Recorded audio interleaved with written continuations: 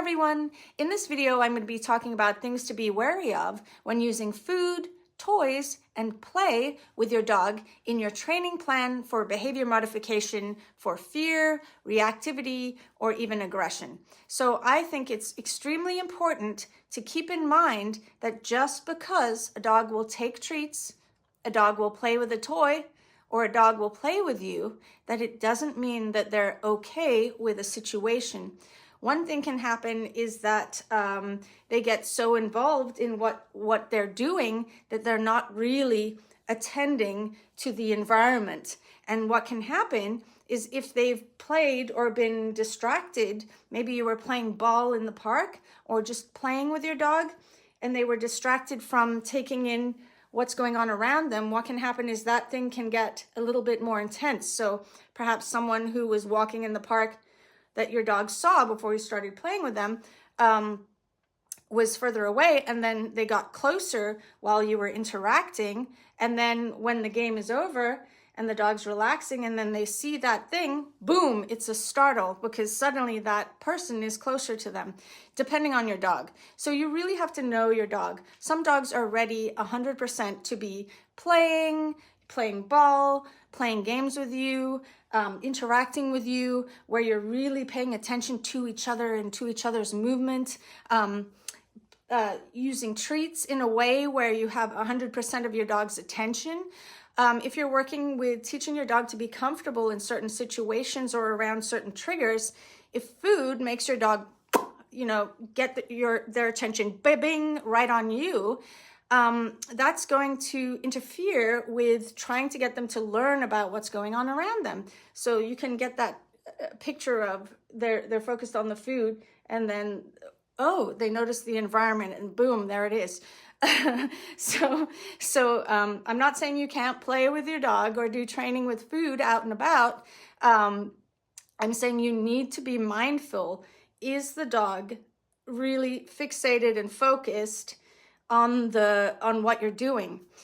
So for me, the safest method, if you're not a dog trainer and you're not really skilled at reading your dog's behavior, or you have a new dog or a new puppy, one thing to do is when you do add something new or a situation that you're not sure how they might react, the calmer and more relaxed the behavior of you and your dog, the better for seeing how they are reacting and how they're feeling about the environment, because they're not being distracted by the training or by the food or by the toys or by you playing with them. So when they're calm and present, you can then see from how they move, how they're feeling, where sometimes it can be masked by the interaction with you, because you're seeing them, how they're being reinforced with you. Another thing is you really want to make sure that you're not reading into their body language incorrectly, because sometimes dogs can become very playful when they're uncomfortable in a situation. So my Wish is a prime example of this. She, as a young dog, had very clear fight, flight, and fool around. And it was quite amazing to watch her, because she would go from one to the other with no mix in between. So she'd be calm, then she'd be fool around, and then that could quickly, when she was like a puppy, escalate to boom, fight. But as we did training, she started to do flight. So she would fool around and then want to get away from whatever it was, a person or a dog. And then after, I don't know how long, like a year and a half, then she never really passed fool around again. She would go to being calm to being fooling around. So sometimes that can look like play, and it was very frustrating for me, especially with my dog, because I'm walking down the street and suddenly my dog is like waggling at this person and doing this like kooky face, and then laying on her side and crawling towards them, patting her tail against the ground, doing little play bows. and this person comes over, can I pet your dog? And I'm like, no, she doesn't, she's not comfortable with strangers. I know she looks like it, but you know, it's just that she's anxious. That was the way I described it. She is an anxious dog, and it looks like she wants to interact like a person at a party that isn't really social, but they talk, and seem really animated and funny, and then they go home and they feel terrible. That's kind of how she is. So in the past, she could go from fool around to boom, fight, or fool around to flee.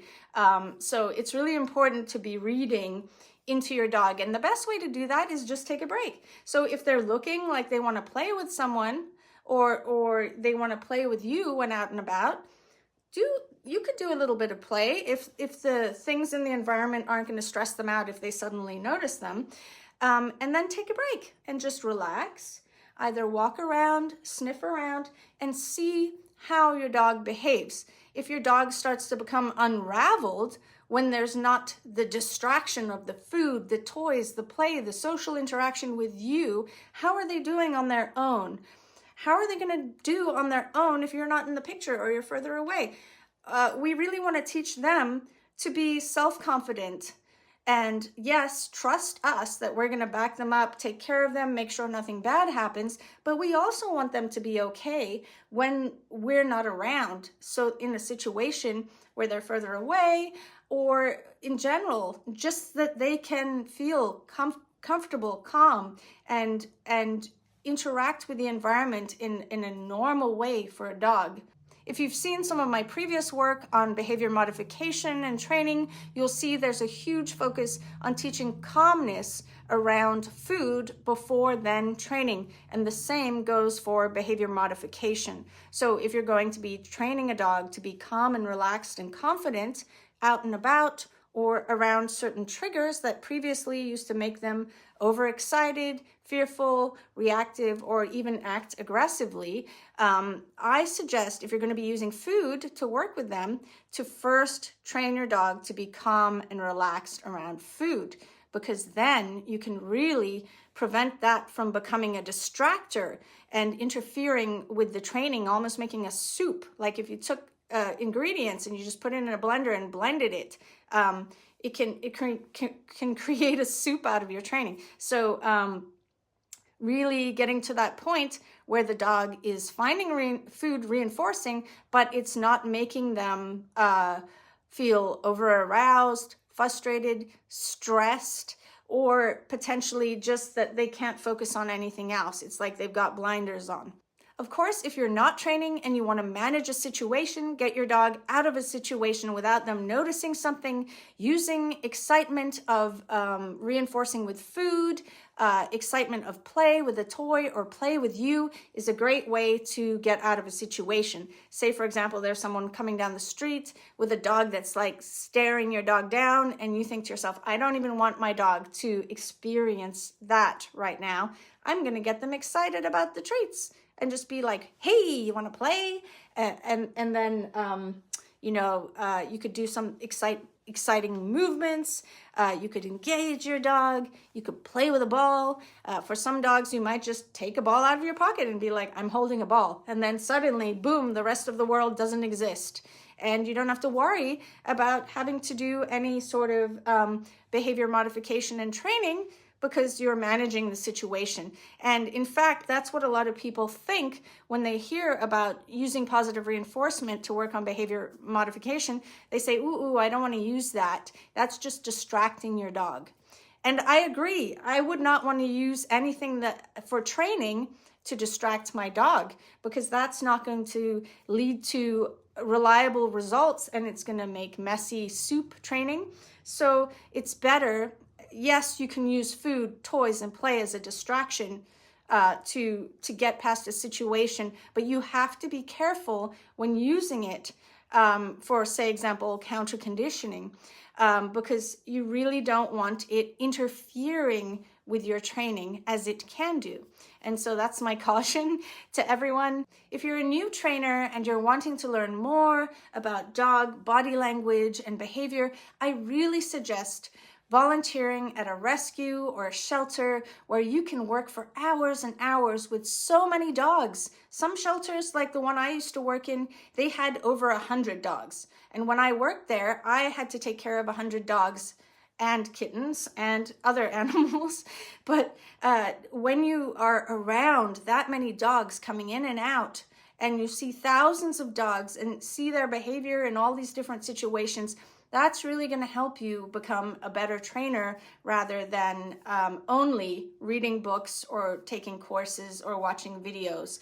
Really being with those dogs, observing them and watching them and learning from them is really going to help how you can train dogs. So I just wanted to add that in at the end because not only is it wonderful for dog trainers, but it's also wonderful for the dogs at the shelters. I hope you found this video helpful for your training. See you later.